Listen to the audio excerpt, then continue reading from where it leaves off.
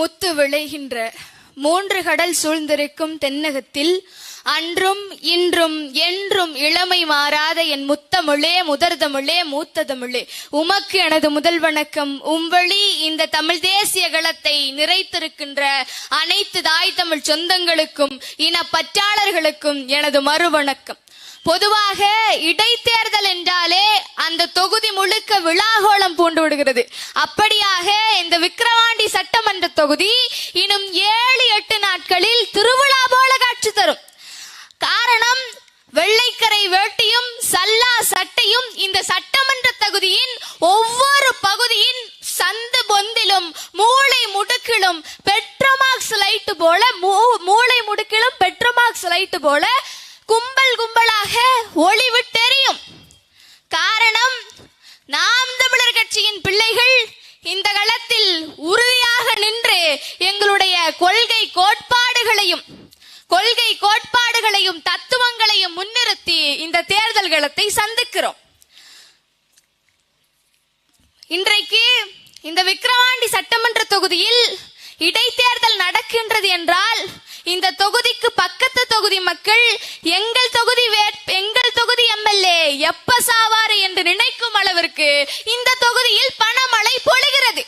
இந்த பணமழைக்கு இடையில், வாக்கு வியாபாரத்துக்கு இடையில், சாதி மத அரசியலுக்கு இடையில் உண்மையும் நேர்மையுமாக பணபலமும் அதிகார பலமும் இல்லாமல், மத்திய மாநில கட்சிகளுடன் கூட்டணி இல்லாமல் ஒரு பிள்ளைகள் தொடர்ந்து ஒரு 13-14 ஆண்டு காலமாக அரசியல் என்றால் இதுதான், அரசியல் என்பது இப்படியாக இருக்க வேண்டும் என்று தமிழ்நாட்டின் ஒவ்வொரு தொகுதிகளிலும் ஒவ்வொரு பகுதிகளிலும் தொடர்ந்து கட்டிக் கொண்டிருந்த ஒரு பிள்ளைகள் கத்திக் கொண்டிருந்தவற்றை எப்படியாவது செயல்படுத்திவிட வேண்டும், நடைமுறைப்படுத்த வேண்டும் என்று தொடர்ச்சியாக 2016 தொடர்ச்சியாக எல்லா தேர்தல்களிலும் போட்டியிடுகிறோம்.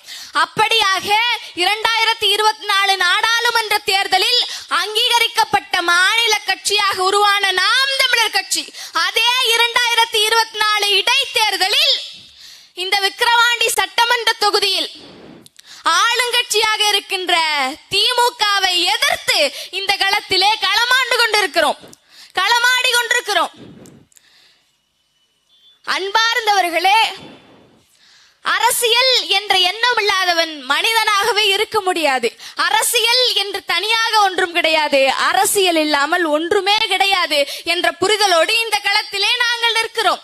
2 நாளைக்கு முன்பு ஆந்திர முதல்வர் சொல்றாரு, நாங்கள் பாலாற்றின் குறுக்கே 2 அணைகளை கட்டுவோம், கட்டி எம் மக்களுக்கான நீரை நாங்கள் கொடுப்போம், அதை பொன்னாக மாற்றி தருவது உங்கள் பொறுப்பு என்று அந்த ஆந்திர மாநில மக்களிடம் அந்த ஆந்திர மாநில முதல்வர் சந்திரபாபு நாயுடு அவர்கள் சொல்றாரு. ஆனா தமிழ்நாட்டுல அந்த வகையிலே டாஸ்மாகை திறப்பது எங்கள் பொறுப்பு, கள்ளச்சாராயம் குடிக்காமல் நல்லச்சாராயம் குடித்து வருமானத்தை பெருக்குவது உங்கள் பொறுப்பு என்று இந்த ஆட்சி நடந்து கொண்டிருக்கிறது. அன்பார்ந்தவர்களே, நீங்கள் எப்படிப்பட்டவர்களுக்கு வாக்கு செலுத்தி இந்த அதிகாரத்தில் அமர வைத்திருக்கிறீர்கள் என்பதனை சற்று சிந்தித்து பாருங்கள். சாத்தூரில் பட்டாசு ஆலை வெடித்து 4 நபர்கள் உடல் சிதறி இறந்து போயிருக்காங்க.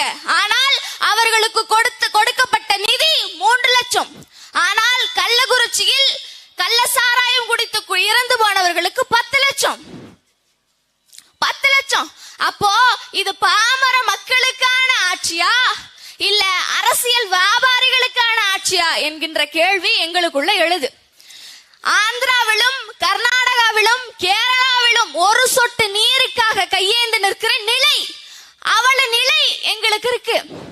ஆனால் அன்னைக்கு அகராதி கண்டுபிடித்த ஒரு பரம்பரை, வானகத்து மேகத்தின் இடியை இசையாக்கி மழைக்கு மரியாதை மலர்ந்திட செய்த வம்சம் முத்தானகரத்தால் சிலம்பு வாங்கி ஆவேசத்தால் உடைத்திட்ட அடுத்த கணம் தன் ஆவியை அந்தரங்கே வெளியேற்றி பறந்து சென்றான் ஆரிய படை கடந்த பாண்டிய நெடுஞ்செழியன். சண்டாளி என்று மற்றார் சாற்று முன்னே கொண்டானை பின்தொடர்ந்தால் கோப்புறந்தேவியவள் புறக்கதவை தட்டிய உண்மைக்கு நானே தன் புனித கரத்தை அறிந்துவிட்டு பொன்னால் கரம் வளர்த்தான் கொற்கை பாண்டியன். தன்னிடம் மடக்க வந்த புறாவின் உயிரை காப்பதற்காக தன் மேனியின் தசையறுத்து தராசு தட்டிலே வைத்தான் சோழ பெருவேந்தன். மணிமேகலையை பிடித்தெடுத்த மாபெரும் குற்றத்திற்காக தன் பட்டத்து மகனின் கொட்டத்தை அடக்கியவன் உயிரை எட்டத்திலே பறக்க விட்ட மங்காத வண்டியனும் இந்த மணித்தமிழ் நாட்டில் பிறந்துட்டோம் என்ற மான உணர்வுடன் இந்த மாறு வேஷங்களை களைத்து நான் மதம் சார்ந்து நிற்கிறேன், சாதி சார்ந்து நிற்கிறேன், நான் திராவிடனாக நிற்கிறேன் என்ற மாய வேஷத்தை எல்லாம் களைத்து மான தமிழர்களாக தலை நிமிர்ந்து நாம் தமிழர் கட்சியின் ஒளிவாங்கி சின்னத்திற்கு உங்கள் மதிப்புமிக்க வாக்குகளை செலுத்தி எங்களுக்கு வலிமை சேர்த்து நில்லுங்கள். நன்றி, வணக்கம். தமிழ் தாய் வாழ்க, தலைவர் பிரபாகரன் வாழ்க, நாம் தமிழர்.